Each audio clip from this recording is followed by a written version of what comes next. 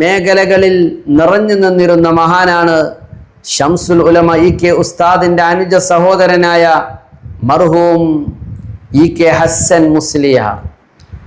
മഹാനായ EK ഹസ്സൻ മുസ്ലിയാർ അന്നത്തെ സുന്നത്ത് ജമാഅത്തിന്റെ ധീര ശബ്ദമാണ്. അവരിൽ നിന്നാണ് UK ഉസ്താദിന് ആവേശം കിട്ടിയത്. അവർ പഠിപ്പിച്ചു കൊടുത്ത ഷെയ്ഖുന ഷംസുൽ ഉലമയും EK ഹസ്സൻ മുസ്ലിയാർ പഠിപ്പിച്ചു കൊടുത്ത സുന്നത്ത് ജമാഅത്തിന്റെ ആദർശം അത് കെടാതെ സൂക്ഷിച്ച, അത് നല്ല രീതിയിൽ സമൂഹത്തിന് പരിചയപ്പെടുത്തി കൊടുത്ത പണ്ഡിതനാണ് UK ഉസ്താദ്. മഹാനായ UK ഉസ്താദിന് മറ്റൊരു ഗുണം, ഒരു പ്രത്യേകത കിട്ടിയത് ബഹുമാനപ്പെട്ട EK ഹസ്സൻ മുസ്ലിയാരുടെ രണ്ടാം മുദരിസാവാൻ ഭാഗ്യം ലഭിച്ച ആളാണ് UK ഉസ്താദ്. കേരളത്തിൽ അറിയപ്പെട്ട മുദരിസും വാഗ്മിയും പണ്ഡിതനും ഒക്കെ ആയിരുന്നല്ലോ ബഹുമാനപ്പെട്ട ബിദഈകളുടെ പുത്തൻവാദികളുടെ പേടി സ്വപ്നമായിരുന്ന EK ഹസ്സൻ മുസ്ലിയാർ. ആ EK ഹസ്സൻ മുസ്ലിയാരുടെ ദർസിലെ രണ്ടാം മുദരിസായി സേവനമനുഷ്ഠിച്ച ആളായിരുന്നു ബഹുമാനപ്പെട്ട UK ഉസ്താദ്. നമുക്കറിയാം അനവധി മേഖലകൾ, അനവധി വേദികൾ. അദ്ദേഹത്തെക്കുറിച്ച് കക്കാട് മുഹമ്മദ് ഫൈലി പോലും പറയുന്നത് അദ്ദേഹത്തിൻ്റെ ചെറുപ്പ കാലഘട്ടത്തിൽ അദ്ദേഹം ഇന്നലെ അനുസ്മരിക്കുകയുണ്ടായി. UK ഉസ്താദിന്റെ വഫാത്തിന്റെ ദിവസം അദ്ദേഹം അനുസ്മരിക്കുകയുണ്ടായി. എനിക്ക് സുന്നത്ത് ജമാഅത്ത് പഠിപ്പിച്ചു തന്നത്, എൻ്റെ ഈ വളർച്ചയിൽ എനിക്ക് കൂടുതൽ ആവേശം പകർന്നത് അക്കാലഘട്ടത്തിൽ കക്കാടിലും കൊടിയത്തൂരും ചേന്നമംഗല്ലൂരും പരിസര പ്രദേശങ്ങളിലും മുഴങ്ങിക്കേട്ട ശബ്ദം UK എന്ന് പറയുന്ന രണ്ടക്ഷരമായിരുന്നു. മൗദൂദികൾ തയച്ചു വളരുന്ന, മൗദൂദികളുടെ കോട്ടക്കൊത്തളമായ, മൗദൂദികളുടെ ആസ്ഥാന നഗരിയായ ചേന്നമംഗല്ലൂരിൽ അവർ തിമർത്താടിയപ്പോൾ, അവർ മൗദൂദിസം വിളമ്പിയപ്പോൾ, അതുപോലെ തന്നെ കൊടിയത്തൂരിൽ വഹാബികൾ, നൂതന ആശയക്കാർ അവരുടെ വികലമായ ആശയങ്ങൾ പാവപ്പെട്ട ജനങ്ങൾക്കിടയിൽ മോഹന വാഗ്ദാനം നൽകി വിതരണം ചെയ്തപ്പോൾ അത് വെച്ച് പൊറുപ്പിക്കാൻ പറ്റില്ല എന്ന് പറഞ്ഞുകൊണ്ട് സുന്ദരമായ സുന്നത്ത് ജമാഅത്തിന്റെ ആശയങ്ങൾ അതൊരു പടവാളായി ബഹുമാനപ്പെട്ട UK ഉസ്താദ് ഒരു അരങ്ങേറ്റമായിരുന്നു. അന്ന് നമുക്കറിയാം, കക്കാട് ഫൈലി പറയുകയാണ്, അദ്ദേഹത്തെ ആ രംഗത്ത് സുന്നത്ത് ജമാഅത്തിന്റെ വിഷയത്തിൽ കൂടുതൽ പട്ടിക്കാട് ജാമിയ നൂരിയയിൽ പഠിക്കുമ്പോഴും അതേപോലെ തന്നെ ജാമിയയിൽ നിന്ന് പിരിഞ്ഞതിന് ശേഷവും ഈ വിഷയത്തിൽ കൂടുതൽ തന്നെ ആകൃഷ്ടനാക്കിയത് UK ഉസ്താദിന്റെ അന്നത്തെ പ്രഭാഷണമായിരുന്നു. അദ്ദേഹം കൊടിയത്തൂരിൽ നടത്തിയ പ്രഭാഷണത്തെ കക്കാട് മുഹമ്മദ് ഫൈലി അനുസ്മരിക്കുന്നുണ്ട്. അതുപോലെ തന്നെ ചേന്നമംഗല്ലൂരിൽ നടത്തിയ തൗഹീദും ശിർക്കും എന്ന വിഷയത്തെ അനുസ്മരിക്കുന്ന ആ അദ്ദേഹത്തിന്റെ അന്നത്തെ പ്രഭാഷണത്തെ കക്കാട് മുഹമ്മദ് ഫൈലി അനുസ്മരിക്കുന്നുണ്ട്. അതൊക്കെ വല്ലാതെ ഹൃദയസ്പൃക്കായിരുന്നു എന്നുള്ളതാണ് അദ്ദേഹം പറയുന്നത്. അപ്പൊ അദ്ദേഹത്തെ കേട്ട, അദ്ദേഹത്തെ ശ്രവിച്ച ആളുകൾ പറയുന്നത് ആ വിഷയത്തിൽ അദ്ദേഹം വലിയ അവഗാഹവും വലിയ നൈപുണ്യവും നേടിയിരുന്നു എന്നുള്ളതാണ്. എതിരാളികളെ, പ്രതിയോഗികളെ മുട്ടുകുത്തിക്കാൻ പറ്റുന്ന വിധത്തിലായിരുന്നു അദ്ദേഹത്തിൻ്റെ വാഗ്ധോരണികൾ. പ്രത്യേകമായ ഒരു ശൈലി, ആകർഷണീയമായ ശബ്ദം, അതിനുടമയായിരുന്നു ബഹുമാനപ്പെട്ട UK ഉസ്താദ്. അങ്ങനെ തുടങ്ങിയിട്ട് എല്ലാ മേഖലകളിലും അദ്ദേഹം കക്കാട് മുഹമ്മദ് ഫൈലി അന്നത്തെ വിദ്യാർത്ഥിയായ കാലത്ത് പങ്കെടുത്ത ഒരു പരിപാടിയുടെ ജഡ്ജ്മെന്റ് അദ്ദേഹം വലിയ ദർസ് നടത്തുകയാണ്. അനവധി സ്ഥലത്ത് ബഹുമാനപ്പെട്ട ഉസ്താദ് അവർ ദർസ് നടത്തിയിട്ടുണ്ട്. അദ്ദേഹം എകരൂരിൽ ദർസ് നടത്തിയിട്ടുണ്ട്, ഒരുപാട് സ്ഥലങ്ങൾ ദർസ് നടത്തിയിട്ടുണ്ട്. ആ ദർസുകളൊക്കെ അദ്ദേഹം നടത്തിയ നടുവണ്ണൂര്, അതുപോലെ എലങ്കമൽ, അതുപോലെ കിനാലൂര്, ചാത്തമംഗലം, കാസർഗോഡ്, ഇങ്ങനെ ഒരുപാട് പള്ളി ദർസുകൾ. ആ പള്ളി ദർസുകളിൽ നിരവധി മുത്തഅല്ലിമീങ്ങൾക്ക് അദ്ദേഹം ദർസ് നടത്തി കൊടുത്തിട്ടുണ്ട്. EK ഹസ്സൻ മുസ്ലിയാരുടെ രണ്ടാം മുദരിസായി അദ്ദേഹം സേവനമനുഷ്ഠിച്ചു എന്ന് പറയുമ്പോൾ ആ ഒരു സുഹബത്ത്, EK ഹസ്സൻ മുസ്ലിയാരുമായിട്ടുള്ള ആ സുഹബത്ത് അദ്ദേഹത്തിന് കൂടുതൽ സുന്നത്ത് ജമാഅത്തിന്റെ വിഷയങ്ങളിൽ അവഗാഹം നേടാൻ സഹായിച്ചിട്ടുണ്ട് എന്നുള്ളതാണ്. അങ്ങനെ നമുക്കറിയാം അദ്ദേഹം ചേന്ദമംഗലം സ്വന്തം നാട്ടിൽ അതിൻ്റെ പരിസര പ്രദേശങ്ങളിൽ വിധൈകൾ അവരുടെ പൊളിച്ച ആശയവുമായിട്ട് ഊരി ചുറ്റിയപ്പോൾ അദ്ദേഹം നോക്കി നിന്നില്ല. അതാണ് അദ്ദേഹത്തിൽ നിന്ന് നമുക്കുള്ള ഏറ്റവും വലിയ ഇക്കാലത്തെ നമ്മുടെ വിദ്യാർത്ഥികൾക്ക് അല്ലെങ്കിൽ ഈ കാലഘട്ടത്തിലെ ആളുകൾക്ക് അദ്ദേഹത്തിൽ നിന്ന് ലഭിക്കുന്ന, അദ്ദേഹത്തിൽ നിന്ന് അനുകരിക്കാൻ പറ്റുന്ന, അദ്ദേഹത്തിൽ നിന്ന് പകരാനുള്ള ഒരു കാര്യം എന്തെന്ന് ചോദിച്ചാൽ, അദ്ദേഹത്തിൽ നിന്നുള്ള മാതൃക എന്തെന്ന് ചോദിച്ചാൽ, അദ്ദേഹം സുന്നത്ത് ജമാഅത്തിന് എവിടെയെങ്കിലും ഒരു വിള്ളൽ അല്ലെങ്കിൽ ഒരു പോരായ്മ, ഒരു കുറവ്, ഒരു താഴ്ച എവിടെയാണോ പ്രത്യക്ഷമാകുന്നത് അവിടെ ഓടിയെത്തിക്കൊണ്ട് അത് പരിഹരിച്ചു അടച്ചു എന്നുള്ളതാണ്. കാരണം UK വന്നാൽ പിന്നെ അവിടെ ഒരൊറ്റ വഹാബിയെയും കാണില്ല. ഒരു വഹാബി പ്രസംഗിച്ചേ അറിയുള്ളൂ. പിന്നെ UK ഉസ്താദിനത്തിന് മറുപടി പറഞ്ഞാൽ അത് ജാമ്യവും മാനിയവുമായി. പിന്നെ അതിന് മറുപടി പറയാൻ പിന്നെ ജാഹിദ് വരാറില്ല. നമുക്കൊക്കെ അനുഭവമാണ്. നമ്മളൊക്കെ കുറഞ്ഞ കാലത്തെ ഒരു ബന്ധവും അദ്ദേഹത്തിൻ്റെ പ്രഭാഷണം ശ്രവിച്ച ആളുകൾക്കൊക്കെ അറിയാം. അദ്ദേഹത്തിൻ്റെ പരിസര പ്രദേശത്ത് ഇറങ്ങിയെന്ന് പറയുമ്പോൾ ദഅവത്ത് നാട്ടിൽ നിന്ന് തന്നെ തുടങ്ങി എന്നുള്ളതാണ്. കഴിഞ്ഞു പോയ പ്രവാചകന്മാരുടെ മാതൃക എന്താ? പണ്ഡിതന്മാരെന്ന് പറഞ്ഞാൽ അമ്പിയാക്കന്മാരുടെ അനന്തരഗാമികളാണ്. ഹബീബായ റസൂലുള്ളാഹി സ്വല്ലല്ലാഹു അലൈഹി വസല്ലം പറഞ്ഞല്ലോ, അൽ ഉലമാഉ വറസത്തുൽ അംബിയാ, പണ്ഡിതന്മാർ അമ്പിയാക്കളുടെ അനന്തരഗാമികളാണ്. അതുകൊണ്ട് തന്നെ യഥാർത്ഥ പണ്ഡിതന്മാർ ആ പ്രവാചകന്മാരുടെ ആ ഒരു ദഅവത്ത് സ്വീകരിക്കും. ബഹുമാനപ്പെട്ട സയ്യിദുനാ ഖലീലുല്ലാഹി ഇബ്രാഹിം നബി അലൈഹിസ്സലാം തൗഹീദിന്റെ അമര സന്ദേശവുമായി ലോകത്തുടനീളം സഞ്ചരിച്ച പ്രവാചകനാണ് സയ്യിദുനാ ഖലീലുല്ലാഹി ഇബ്രാഹിം നബി അലൈഹിസ്സലാം. 950 വർഷക്കാലം തൗഹീദി പ്രബോധനം നടത്തിയ പ്രവാചകനാണ് സയ്യിദുനാ ശൈഖുൽ അംബിയ നൂഹ് അലൈഹിസ്സലാം. ആ വീതിയിൽ അവർ ഒരുപാട് പരീക്ഷണങ്ങൾ, പ്രയാസങ്ങൾ സഹിച്ചിട്ടുണ്ട്. മഹാനായ നൂഹ് നബി അലൈഹിസ്സലാത്തു വസ്സലാം തൗഹീദി പ്രബോധന രംഗത്ത് അനുഭവിച്ച യാതനകൾ, കഷ്ടപ്പാടുകൾ ഏറെയാണ്. തന്റെ ജനത ബഹിഷ്കരിച്ചിരുന്നു മാത്രമല്ല, റബ്ബി ഇന്നി ദഅഉതു ഖൗമി ലൈലൻ വനഹാറ, രാപ്പകൽ ഭേദമന്യേ പടച്ച റബ്ബേ നിന്റെ മാർഗത്തിലേക്ക് ഞാൻ ആളുകളെ ക്ഷണിച്ചു. പക്ഷേ അവരെന്നെ അംഗീകരിക്കാൻ തയ്യാറായില്ല. വളരെ തുച്ഛം ആളുകൾ മാത്രമാണ് മഹാനായ ശൈഖുൽ അംബിയ നൂഹ് നബി അലൈഹിസ്സലാത്തു വസ്സലാമിന്റെ മാർഗം സ്വീകരിച്ച് ഇസ്ലാമിലേക്ക് കടന്നു വന്ന് അദ്ദേഹത്തിന്റെ കൂടെ നിന്നത്. മഹാനായ ഖലീലുല്ലാഹി ഇബ്രാഹിം നബി അലൈഹിസ്സലാം ആ തൗഹീദി പ്രബോധന മേഖലയിൽ ഒരുപാട് പീഡന യാതനകൾ സഹിക്കേണ്ടി വന്നു. നമ്രൂദിന്റെ തീക്കുണ്ടാരം അതിന്റെ ഭാഗമാണ്. അങ്ങനെ തുടങ്ങിയിട്ട് ഒരുപാട് പരീക്ഷണങ്ങൾ. ആ പരീക്ഷണങ്ങൾ കനൽ പദങ്ങൾ പോലെ നേരിടേണ്ടി വരും. ഓരോ കാലഘട്ടത്തിലെ ഉലമാ, അൽ ഉലമാഉ വറസത്തുൽ അംബിയ എന്ന് പറഞ്ഞാൽ അതാണ് പ്രവാചകന്മാരുടെ അനന്തരഗാമികൾ. അവർക്ക് ഒരുപാട് പരീക്ഷണങ്ങൾ ഉണ്ടാകും. കല്ലേറ് സഹിക്കേണ്ടി വരും. കൂക്കി വിളിക്കും, ഭ്രാന്തൻ എന്ന് പറയും, ഇല്ലേ? അക്കാലത്ത് അങ്ങനെയായിരുന്നു. കല്ലെറിയും, സ്റ്റേജിലേക്ക് കല്ലെറിയും. എത്രയോ സദസ്സുകൾ UK ഉസ്താദിന്റെ സ്റ്റേജുകളിലേക്ക് കല്ലെറിഞ്ഞ ആളുകളുണ്ടായിരുന്നു. അതേപോലെ തന്നെ കൂക്കി വിളിച്ച ആളുകളുണ്ടായിരുന്നു. പക്ഷേ അതൊന്നും അവർ പ്രശ്നമാക്കിയില്ല. അവിടെ അക്കാലഘട്ടത്തിൽ രാഷ്ട്രീയ സ്വാധീനമുള്ള ആ കാലഘട്ടത്തിൽ അദ്ദേഹം താൻ ഉൾക്കൊള്ളുന്ന ഒരു സുന്നത്ത് ജമാഅത്തിന്റെ ഒരു സംഘടന, ഒരു പ്രസ്ഥാനം, അദ്ദേഹം താൻ ഉൾക്കൊള്ളുന്ന ആശയം നിലനിർത്തുന്നതോടൊപ്പം രാഷ്ട്രീയ പാർട്ടിയിൽ താൻ ഇഷ്ടപ്പെടുന്ന ഒരു പാർട്ടി അദ്ദേഹം സ്നേഹിച്ചു, ആ പാർട്ടിക്ക് വേണ്ടി പ്രസംഗിച്ചു, ആ പാർട്ടിക്ക് വേണ്ടി പ്രവർത്തിച്ചു എന്നതിൻ്റെ പേരിൽ മറിച്ചുള്ള സംഘടനകളെ ആശയധ്വനിയോടുകൂടെ, മുനയുള്ള ആ ആയുധത്തോടുകൂടെ തന്നെ അദ്ദേഹം അവർ നേരിടുമ്പോൾ പോലും പ്രതിപക്ഷ ബഹുമാനം കാത്തു സൂക്ഷിച്ച വ്യക്തിത്വമായിരുന്നു UK ഉസ്താദ്. അതുകൊണ്ട് അദ്ദേഹത്തിൻ്റെ പ്രഭാഷണം മൗദൂദികൾ കേൾക്കുമായിരുന്നു, വഹാബികൾ കേൾക്കുമായിരുന്നു. UK ആണെങ്കിൽ പ്രശ്നമില്ല, അദ്ദേഹം അങ്ങനെയുള്ള വിമർശനങ്ങളെ നടത്തും, ആരോഗ്യകരമായ വിമർശനം. അതുകൊണ്ട് അദ്ദേഹത്തിൻ്റെ പ്രഭാഷണം ചേന്ദമംഗലൂർ നടക്കുമ്പോൾ മൗദൂദികൾ വന്ന് കേൾക്കുമായിരുന്നു, വഹാബികൾ വന്ന് കേൾക്കുമായിരുന്നു. ഇന്ന് എല്ലാവർക്കും നഷ്ടപ്പെട്ടു പോയത് ആ വിശാല മനസ്കതയാണ്. സുന്നികളെ പ്രസംഗം എവിടെയുണ്ടോ അതിൻ്റെ 4 അയലകത്ത് പോലും ഈ വഹാബികൾ എത്തുകയില്ല. കേൾക്കാൻ പോലും അവർക്ക് മടിയാണ്.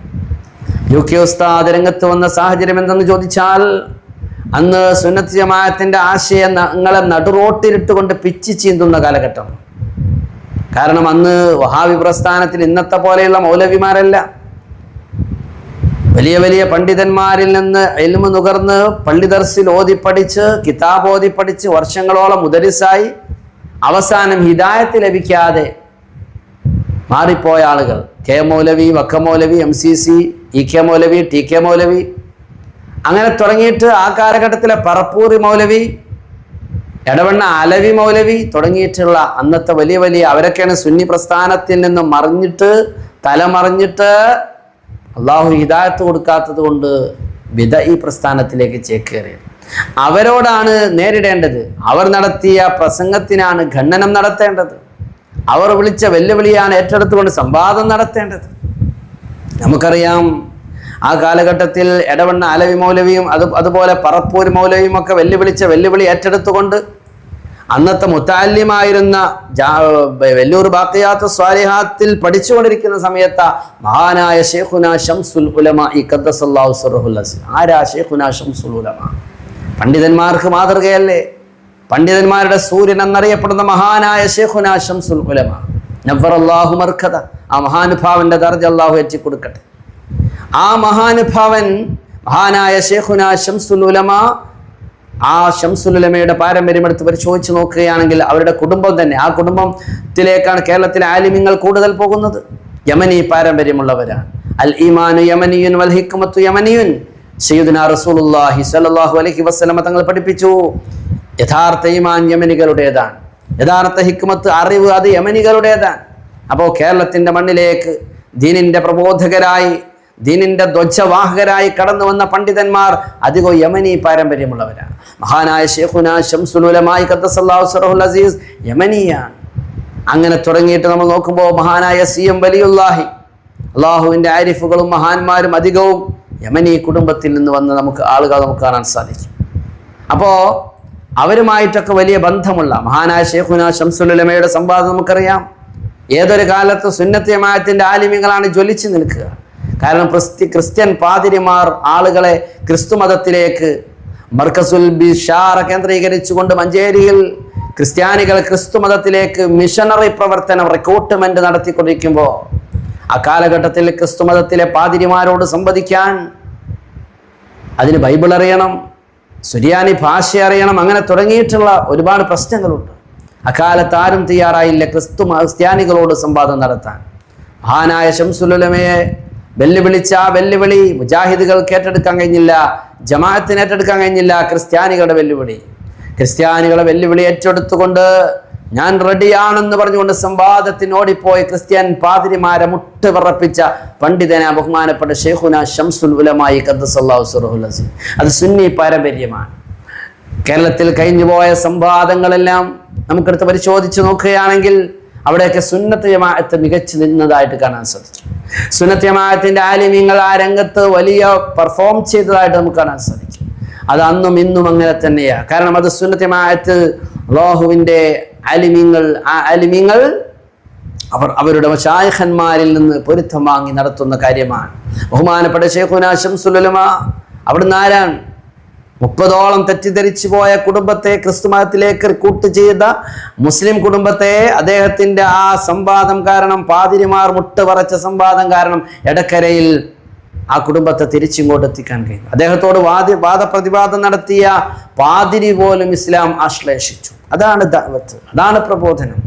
മഹാനായ ശൈഖുന ശംസുൽ ഉലമയിലൂടെ, അതുപോലെ തന്നെ EK ഹസ്സൻ മുസ്ലിയാരുടെ അവരുടെയൊക്കെ മാതൃക സ്വീകരിച്ചുകൊണ്ട് അവരെയൊക്കെ പിൻപറ്റിക്കൊണ്ട് അവരെ ഇത്തിബാ ചെയ്തുകൊണ്ട് നടന്ന ആളാണ് UK ഉസ്താദ്. അതുകൊണ്ട് തന്നെ UK ഉസ്താദിന് ആ വിഷയം ഒരു പ്രശ്നമായിരുന്നില്ല ഏതു മേഖലകളിലും. കാരണം യഥാർത്ഥ ആലിം അങ്ങനെയായിരിക്കും. ഇന്ന് പലരും ചില ആളുകൾക്ക് പാള വെച്ച് നീങ്ങുന്നവരും, അവരും പറയുന്നത് ഖുർആനല്ലേ, അവരും പറയുന്ന ഹദീസല്ലേ, അങ്ങനെ ഒരു വിഭാഗം. ചില ആളുകൾ, ചില ആലിമ്യങ്ങൾ തന്നെ ഈ ബിദ്അത്തിനോട് കോംപ്രമൈസ് ആകും, അവരോട് സന്ധിയാകും. എന്തിന് ബിദ്അത്തിനോട് കോംപ്രമൈസ് ആവണം? അള്ളാഹുവിൻ്റെ റസൂൽ ബിദ്അത്തിനോട് കോംപ്രമൈസ് ആയിട്ടില്ലല്ലോ. ഒരാൾക്ക് ബിദ്അ ചിന്ത കടന്നു വന്നു കഴിഞ്ഞാൽ ലാ യഊദൂന ഇലൈഹി അബദാ സയ്യിദുനാ റസൂലുള്ളാഹ്, അള്ളാഹുവിൻ്റെ റസൂൽ പഠിപ്പിച്ചത് അങ്ങനെയല്ലേ. അവർക്ക് ബിദ്അ ചിന്ത കടന്നു വന്നു കഴിഞ്ഞാൽ പിന്നെ അവരിങ്ങോട്ട് മടങ്ങും, നിങ്ങൾ പ്രതീക്ഷിക്കണ്ട എന്ന് പറഞ്ഞാൽ ഒരു മുജാഹിദ് ജമാഅത്തായി പോയ ഒരാൾ സുന്നി ആദർശത്തിലേക്ക് പിന്നീട് തിരിച്ചു വരിക എന്ന് പറയുന്നത് അത് പ്രയാസമാണ്. അത് ഇളകിയതായ നായയെ പോലെയാണെന്ന് പറഞ്ഞല്ലോ. ആ രീതിയിലാണ്. അത് ഒരു വലിയ ഒരു ക്യാൻസറാണ്. വഹാബിസം എന്ന് പറയുന്നത് ഒരു ക്യാൻസറാണ്. വഹാബിസം എന്ന് പറയുന്നത് ഒരു ക്യാൻസറാണ്. ലോകത്തെ ഏറ്റവും വലിയ നമ്പർ 1 ടെററിസ്റ്റുകളാണ് യഥാർത്ഥത്തിൽ ISIS. അവരുടെ ഐഡിയോളജി അത് വഹാബി ഐഡിയോളജിയാണ്. മഹാന്മാരായ പ്രവാചകന്മാരുടെ, മഹാന്മാരായ ഔലിയാക്കന്മാരുടെ, കഴിഞ്ഞുപോയ മഹാരഥന്മാരായ ഇമാം നവവി റളിയല്ലാഹു അൻഹു അടക്കമുള്ള മഹാപണ്ഡിതന്മാരുടെ മക്ബറ തച്ച് പൊളിക്കാൻ വേണ്ടി അത് തൗഹീദിന്റെ ഭാഗമാണെന്ന് പറഞ്ഞ് നടന്ന ISISന്റെ ലോകത്തെ ഏറ്റവും നമ്പർ 1 ഭീകര പ്രസ്ഥാനം. അവർക്കൊക്കെ കിട്ടിയ ഐഡിയോളജി ഇബ്നു അബ്ദുൽ വഹാബിന്റെ ഐഡിയോളജിയാണ്. അതുകൊണ്ട് ആ ഐഡിയോളജിയെ 980, 75, 80, 85, 89 അദ്ദേഹത്തിന്റെ മരണം വരെ ബഹുമാനപ്പെട്ട UK ഉസ്താദ് അതിനെതിരെ ചെറുത്തു നിന്നിട്ടുണ്ട്. ഇവിടെ തങ്ങളുടെ രാഷ്ട്രീയം അതിന് പ്രതിബദ്ധമാകുന്നില്ല, അതിന് തടസ്സമാകുന്നില്ല. താൻ ഉൾക്കൊള്ളുന്ന രാഷ്ട്രീയം, ആ രാഷ്ട്രീയം എങ്ങനെയാണെന്ന് വിചാരിച്ച് എല്ലാവരെയും സന്തോഷപ്പെടുത്തണം, എല്ലാവരെയും തൃപ്തിപ്പെടുത്തണം. അതുകൊണ്ട് സുന്നത്തി ജമാഅത്ത് പറയാൻ പറ്റൂല. മുജാഹിദിനെതിരെ, ജമാഅത്തിനെതിരെ ശബ്ദിച്ചാൽ തങ്ങളെ പണി പോകും, അല്ലെ ജോലി പോകും, സ്ഥാനം പോകും. ആ വിഷയം തന്നെ ശ്രദ്ധിക്കാതെ ദുനിയാവിൻ്റെ നക്കാപ്പീച്ചക്ക് വേണ്ടി ആദർശം പണയം വെക്കാത്ത നിലപാടിൻ്റെ നായകന്മാരായിരുന്നു അവരൊക്കെ. നമുക്കറിയാം മരണം വരെ അദ്ദേഹത്തിൻ്റെ ആഗ്രഹം അതായിരുന്നു. വ്യക്തിപരമായി ഞാനുമായിട്ട് ചെറിയൊരു ബന്ധമുണ്ട്. നമ്മൾക്ക് എത്രയോ അദ്ദേഹത്തിൻ്റെ പ്രായം കൊണ്ടും അറിവ് കൊണ്ടും എത്രയോ താഴെ നിൽക്കുന്ന ആളുകൾ, എത്രയോ അവരെ ചെരുപ്പെടുത്ത് വെച്ച് കൊടുക്കാൻ പോലും നമുക്ക് യോഗ്യതയില്ല. അങ്ങനെയുള്ള പണ്ഡിതന്മാർ, മഹാപണ്ഡിതന്മാർ, ആ മഹാപണ്ഡിതന്മാർ ലോകത്തിൽ നിന്ന് വിട പറയുക എന്ന് പറയുന്നത് ഒരു ആലിമിന്റെ മരണം എന്ന് പറഞ്ഞാൽ മൗത്തുൽ ആലിമി മൗത്തുൽ ആലം, ലോകത്തിന്റെ മരണമാണ് പണ്ഡിതന്റെ മരണമെന്നാണ് ഹബീബായ റസൂലുള്ളാഹി സ്വല്ലല്ലാഹു അലൈഹി വസല്ലം തങ്ങൾ പഠിപ്പിച്ചത്. ലോകാവസാനത്തിന്റെ അടയാളങ്ങളിൽപ്പെട്ടതാണ് ഇൽമുയർത്തപ്പെടുക, ആലിമീങ്ങൾ വിട പറയുക എന്നുള്ളത്. അപ്പൊ നിറഞ്ഞ ആലിമീങ്ങൾ യദ്ഹബു സ്വാലിഹൂനൽ അൽഅവ്വൽ ഫൽഅവ്വൽ ഫതബ്ഖാ ഹുഫാല കഹുഫാലത്തി ശഈരി വിത്തംർ, കാരക്കയുടെയോ യവത്തിൻ്റെയോ കുരു പോലെ അവസാനം ചണ്ടികൾ ശേഷിക്കും പോലെ നല്ല നല്ല ആലിമീങ്ങൾ, സദാത്യങ്ങൾ, മഹാന്മാരായ ആളുകൾ, സ്വാലിഹീങ്ങൾ അവരൊക്കെ വേഗത്തിൽ വിട പറഞ്ഞു പോകും എന്ന് ഹബീബായ റസൂലുള്ളാഹി സ്വല്ലല്ലാഹു അലൈഹി വസല്ലമ നമ്മോട് പഠിപ്പിച്ചിട്ടുണ്ടെങ്കിൽ അതാണ് നമ്മൾ കാണുന്നത്. പക്ഷെ അവര് കൃത്യമായ ദിശാബോധം കാണിച്ചു തന്ന ആളുകളാണ്. തൻ്റെ നാട്ടിൽ നിന്ന് തന്നെ ആ പ്രബോധനം അമ്പലക്കണ്ടിയിലും പുത്തൂരിലും ഓമശ്ശേരിയിലും ബിദഈ ആശയം പൊട്ടിമുളച്ചപ്പോൾ തന്നെ അതിനെ മുളയിൽ തന്നെ നുള്ളിക്കളഞ്ഞു അദ്ദേഹം. കാരണം ഇന്ന് ആ പരിസരത്ത് അവർക്ക് അങ്ങനെ വളരാൻ കഴിഞ്ഞില്ല. കാരണം UK പോലെ തല ഉയർന്നിരുന്ന സുന്നത്ത് ജമാഅത്തിന്റെ ധീര ശബ്ദങ്ങൾ ഉണ്ടായതുകൊണ്ടാണ് നമുക്ക് കൃത്യമായത് മനസ്സിലാക്കാൻ സാധിക്കും. അതുകൊണ്ടാണ് ഈ പരിസര പ്രദേശങ്ങളിൽ ബിദഈകൾക്ക് വേരോട്ടമുണ്ടാക്കാൻ സാധിച്ചത്. വേരോട്ടമുണ്ടാകാതിരിക്കാൻ, അവരുടെ വളർച്ച ഉണ്ടാകാതിരിക്കാൻ, അവർ വളരാതിരിക്കാൻ കാരണക്കാർ UK ഉസ്താദിനെ പോലെയുള്ള ആളുകളാണ്. കാരണം ഒരു പണ്ഡിതന് ഒരിക്കലും അത് നോക്കി നിൽക്കാൻ സാധ്യമല്ല. ഇദാ അല്ലാഹറൽ ബിദ്അതു വസഖതൽ ആലിമു ഫഅലൈഹി ലഅനത്തുല്ലാഹ്. അല്ലാഹുവിന്റെ ഹബീബ് പറഞ്ഞില്ലേ, ഒരു നാട്ടിൽ ഒരു ബിദ്അത്ത് പ്രത്യക്ഷപ്പെട്ടു, അവിടെ ആലിമു മൗനം ദീക്ഷിച്ചാൽ ആലിമു മൗനം ദീക്ഷിച്ചാൽ ഫഅലൈഹി ലഅനത്തുല്ലാഹി വൽ മലായിക, അല്ലാഹുവിൻ്റെയും മലക്കുകളുടെയും ശാപം ആ ആലിമിൻ്റെ മേലുണ്ടാകും. അപ്പം അൽ ആലിമാണോ, പഠിച്ചു, പ്രവർത്തിച്ചു, അത് പ്രചരിപ്പിച്ചു, അങ്ങനെയുള്ള ആലിമാണോ, അയാൾക്ക് ഒരിക്കലും ബിദ്അത്തിനോട് കോംപ്രമൈസ് ആവാൻ സാധ്യമല്ല. അതുകൊണ്ട് തൻ്റെ നാട്ടിൽ നിന്ന് അത് ചൊറുത്തു. തൻ്റെ നാട്ടിൻ്റെ പരിസര പ്രദേശത്ത് ചേന്നമംഗലൂരിൽ അദ്ദേഹം എത്തി. അവിടെ മൗദൂദികളുടെ തട്ടകമുണ്ട്, അവിടെ വഹാബികളുടെ തട്ടകമുണ്ട്, കൊടിയത്തൂരും ചേന്നമംഗലൂരും. നോക്കൂ, അവിടെ ആ തട്ടകത്തിൽ പോയിട്ടാണ് സുന്നിയ എന്ന് പറയുന്ന ഒരു സ്ഥാപനം ഉണ്ടാക്കിയത്. സുന്നികളുടെ ഒരു അഡ്രസ്സാണത്, സുന്നികളുടെ ഒരു ഐഡന്റിറ്റിയാണത്. കാരണം അക്കാലത്ത് സുന്നിയ എന്ന് പറഞ്ഞാൽ അത് ശ്രദ്ധ പിടിച്ചു. ഇക്കാലത്തെ കാര്യമല്ല, അക്കാലത്ത് UK ഉസ്താദ് എന്ന് പറയുന്ന മനുഷ്യനാണ് മുഅസ്സിസു സുന്നിയ, സുന്നിയയുടെ സ്ഥാപകൻ ബഹുമാനപ്പെട്ട UK ഉസ്താദാണ്. അക്കാലത്ത് സുന്നിയ ഉണ്ടാക്കാൻ അങ്ങനെ ഒരു പ്രസ്ഥാനം, അങ്ങനെ ഒരു സ്ഥാപനം, ഒരു സ്ഥാപനമല്ല, നിരവധി സ്ഥാപനങ്ങളുടെ സാരഥിയാണ് അദ്ദേഹം. നിരവധി സ്ഥാപനങ്ങളുടെ കൈകാര്യകർത്തൃത്വമുള്ള നേതൃത്വമുള്ള ആളാണ് അദ്ദേഹം. അദ്ദേഹത്തിന് സമസ്ത മുശാവറയിൽ കയറാൻ പോലും യോഗ്യതയുണ്ട്. പക്ഷേ സ്ഥാനമാനങ്ങളുടെ പിന്നിൽ അദ്ദേഹം പോയിട്ടില്ല. കോഴിക്കോട് ജില്ലാ മുശാവറയിൽ സ്ഥാനമുണ്ട് അദ്ദേഹത്തിന്. അതിൻ്റെ ഉപാധ്യക്ഷൻ പദവി പോലും അലങ്കരിച്ചിട്ടുണ്ട്. അനവധി സ്ഥാപനങ്ങളുടെ സാന്നിധ്യം അദ്ദേഹം വഹിച്ചുകൊണ്ടിരിക്കുന്ന ആ സമയത്താണ് അദ്ദേഹത്തിൻ്റെ വിയോഗം. അതിൽ അദ്ദേഹം നട്ടുവളർത്തിയ പ്രസ്ഥാനമാണ് സുന്നിയ എന്ന് പറയുന്നത്. ആയിരക്കണക്കിന് മതഭൗതിക സമന്വയ വിദ്യ നുകർന്ന പണ്ഡിതന്മാരെ, അതുപോലെ ഉന്നത ഉദ്യോഗസ്ഥന്മാരെ, ഉന്നത തലങ്ങളിൽ മേഖലകളിൽ വിവിധ മേഖലകളിൽ അറിയപ്പെടുന്ന